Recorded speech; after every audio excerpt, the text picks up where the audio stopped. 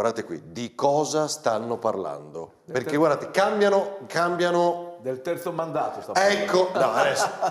Non credo, guardate, e come in campo, non abbiamo il VAR, adesso mi permettete un po' scherziamo, diciamo, però è interessante capire se stanno discutendo, lo dicevamo ieri, di un cambio di cerimoniale, poi lei in realtà resta lì da sola ad aspettare il capo dello Stato perché parlano del tempo, guarda il cielo, infatti poi diluviava prima, poi in realtà Federica si deve allontanare, accoglie lui insieme al prefetto l'arrivo del capo dello Stato, insomma è il sindaco, scusate, Revelant, l'arrivo del capo dello Stato, è interessante.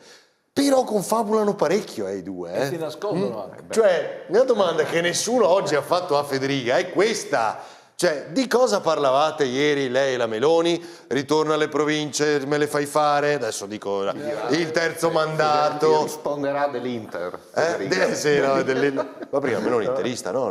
Interista, Non lo mi so, pare. onestamente non lo so. Federica sì, ma tanto ha già vinto il campionato, no? Federica gli sta dicendo metti un articolo sulla legge elettorale sul terzo mandato. Cioè, e coprono il volto, chiaramente perché sono molto vicini ai giornalisti e parlano da tanto tempo. Adesso, Guarda la faccia di Federica, è molto seria, sta parlando in maniera... lui è mica. bravissimo, cioè è accorata questa discussione, quindi, o no?